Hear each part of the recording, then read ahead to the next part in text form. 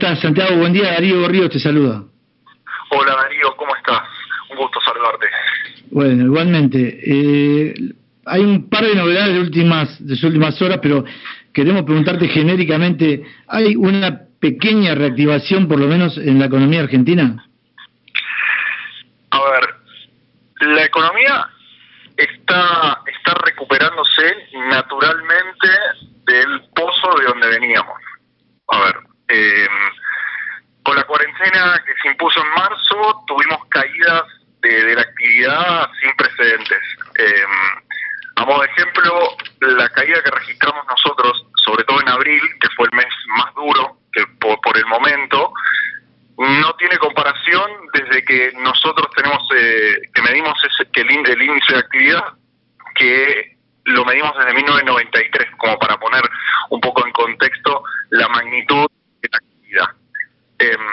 Es cierto que en los últimos 2 meses, conforme se fue flexibilizando la cuarentena en la mayor parte del país, naturalmente sectores que antes producían cero, como fue por ejemplo la industria automotriz, pasaron a producir algo.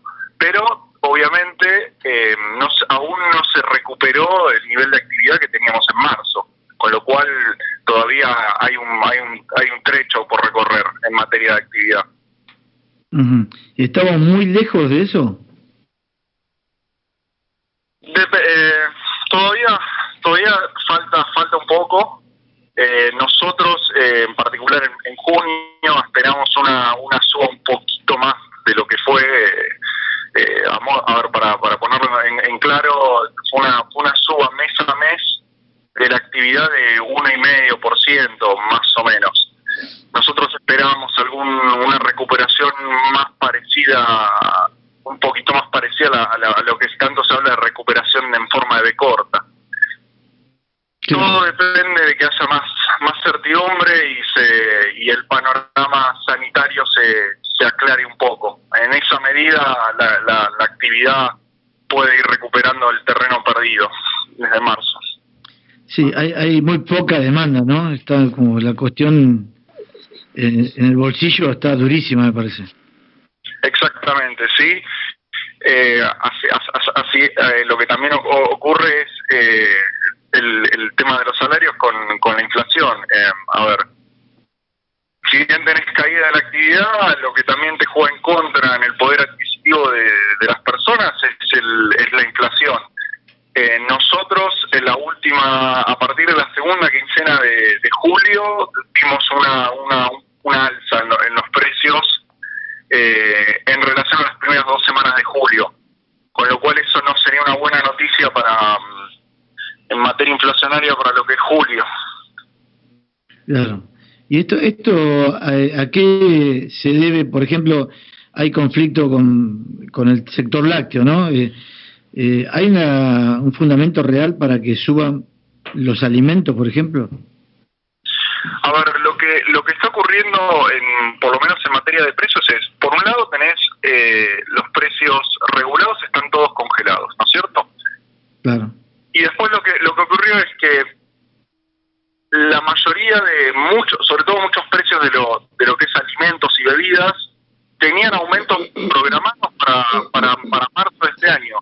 Con la cuarentena se suspendieron, quedaron pospuestos, se implementó el programa de por un lado lo que ya estaba de precios cuidados y después precios máximos, con lo cual hubo muchísimos aumentos que quedaron en veremos, y vos siendo empresario del otro lado tenías aumentos dentro de tu cadena, con lo cual tu margen de ganancia estaba más acotado durante estos meses, con lo cual algún aumento deberían haber hecho. El problema también es que la demanda no acompaña. Entonces el dilema hoy de un empresario, de un comerciante o alguien que tiene que fijar precios es vos necesitas actualizar en alguna medida tu precio para cubrir tus costos, y por el otro tampoco podés aumentar demasiado o acercarte en gran medida a tu precio de referencia, porque si no te va a comprar nadie. Santiago, ¿qué tal? Te saluda Gabriel Ríos Malán. ¿Qué tal, Gabriel? ¿Cómo estás? Te quería consultar si vos crees que el gobierno tiene espalda como para poder seguir manteniendo en el largo plazo todas las ayudas sociales como el IFE y también los ATP. Mira, nosotros no, la verdad no creo. A ver, mirando los números de las cuentas públicas y no hay demasiado margen dado el contexto que tenemos nosotros específicamente.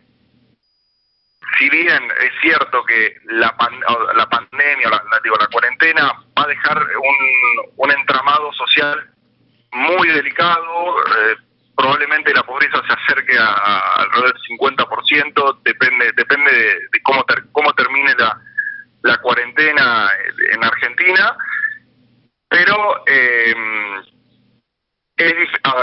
difícil por un lado tener esa situación que debes asistir a un porcentaje no menor de la sociedad que va a haber perdido su empleo o haber visto que sus ingresos cayeron a niveles sin precedentes, pero por el otro lado tenés un contexto macroeconómico muy volátil y debilitado, con lo cual deberías manejarte en un equilibrio entre medio, buscando equilibrar tus cuentas públicas y estabilizar la macroeconomía, pero por el otro no podés dejar de atender las demandas sociales que va a dejar la cuarentena, ¿no es cierto?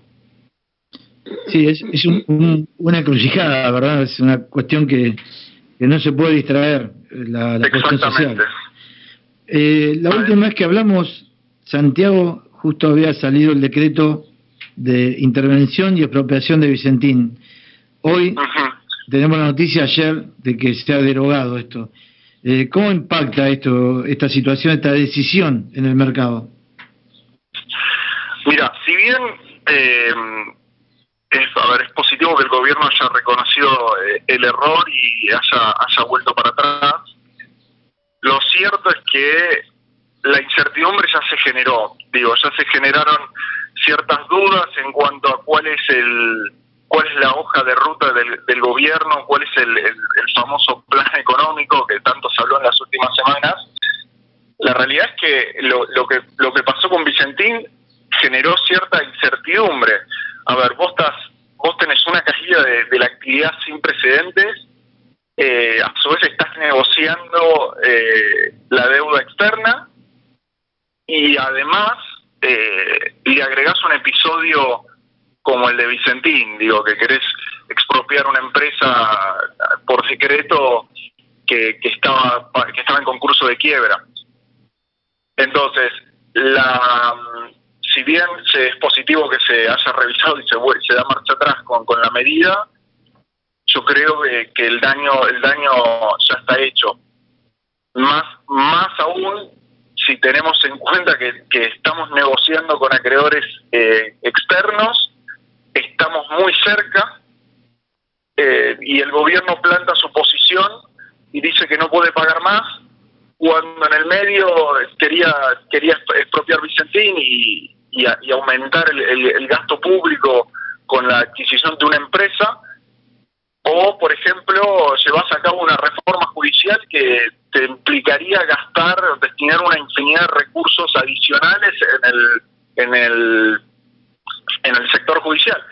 A lo que voy es, hoy la diferencia en lo que es en materia de deuda es casi 3 centavos por cada dólar que le pagaría el gobierno a los bonistas, ¿ok? Eso, si lo medimos en 10 años, es casi 0,6% del PBI, la diferencia que tendría que pagar adicionalmente el gobierno para cerrar la deuda, ¿ok? Si lo dividimos ese 0,6 en 10 años, nos da 0,06% del PIB, que es nada. Entonces, no se entiende cuál es el principal motivo por el cual el gobierno decidió llevar adelante Vicentín, y después se da vuelta y le plantea después a los bonistas que no pueden hacer mayores esfuerzos porque eso comprometería el crecimiento de Argentina en el futuro. Sí, vos justamente íbamos a ir al tema de los bonistas. solamente el 35% aceptaría, o lo cual es insuficiente, y se habla de una nueva prórroga hasta fines de agosto ahora, porque vencía el martes. ¿Hasta cuándo se podría llegar a extender? Porque ya se torna como un tema que por un lado es la traba para empezar a planificar, pero por otro lado como que ya es como que, no sé, lo emparento un poco con la cuarentena, ¿no? Ya nos estamos acostumbrando a que no se resuelva. Claro. Mira, lo que es, negociaciones de deuda en el mundo, y suelen demorar. Es raro que se hayan resuelto tan rápido. De hecho, digo, nosotros lo tenemos bien fresco en la memoria. La reestructuración de 2005 llevó su tiempo. Lo que por ahí está pasando en este caso puntual es que el gobierno hace ofertas públicas y establece un periodo para aceptar la propuesta que sucesivamente se va extendiendo. Lo que por ahí sucede con otros casos de negociación es que las partes negocian y hacen un tira y afloje de manera privada, con acuerdos de confidencialidad, y una vez que las posiciones una vez que se encontraron las posiciones, ahí se hace pública la oferta. Obviamente esta estrategia de presentar una oferta, establecer un plazo, después ver si no tengo mucha aceptación, lo voy extendiendo, genera una incertidumbre y una angustia, genera un montón de incertidumbre en el crecimiento de la economía, porque alguien que hoy quizá tenía la idea de invertir y seguramente espere a ver qué sucede, qué sucede con la deuda. Y después está también el tema de la angustia que generan, sobre todo en los indicadores de consumo, que mide, por ejemplo, la Universidad Torcuato Di Tella. Entonces, sí es lógico que demore cierto tiempo, más aún cuando vos estás llevando a cabo un recorte en la deuda que vos debés, para ponerlo bien en términos bien simples, pero lo que también tiene sus costos asociados es que vos no estés sucesivamente postergando la oferta final, porque cuántas veces ya escuchamos al ministro Guzmán decir que esta era la oferta final y que el gobierno no se iba a mover de esa posición. Desde que dijo eso la primera vez hasta hoy, mejoró la oferta en $15.000 millones. Hoy, como les dije, hoy lo que separan, para ponerlo, es 0,6% del PIB, es un poquito más de $3.000 millones. Es muy poco si se tiene en cuenta que esto se pagaría en 10 años. Hablaba recién vamos a volver al mercado interno. Hablaba recién de un índice que te preocupa o les preocupa a ustedes, inflacionario, que se podría disparar un poco. Más allá de esto, para el mercado interno, ¿qué perspectivas inmediatas tenemos? Mira, seguramente habrá seguiremos viendo rebotes mes a mes conforme se vayan habilitando nuevos sectores. Lamentablemente, lo que es, por ejemplo, construcción, eso todavía tiene un larguísimo trecho por recorrer. Lamentablemente es de los sectores que más sufrió la cuarentena, porque obviamente prácticamente no pueden trabajar como normalmente. Lo que vamos a ver es probablemente recuperación. Vamos a seguir viendo recuperación mes a mes. Creo que la pregunta de fondo es ¿cuándo vamos a poder recuperar el nivel que teníamos pre-pandemia? Y sobre todo, ¿cómo vamos a llegar a ese momento? ¿Cuántas empresas van a quedar en pie?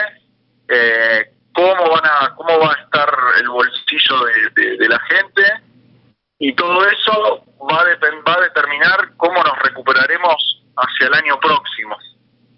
Que no te olvides que es electoral, con lo cual eso va a tener bastante relevancia. Sí. Bueno, Santiago, te agradecemos mucho por tu tiempo y, como siempre, que estés dispuesto a atendernos desde Ser Industria Radio. No, un placer. Buen fin de semana y saludos. Bueno, muchas gracias. Escuchamos a Santiago Taboada, que es un joven economista del Centro de Estudios Económicos Orlando Ferreres.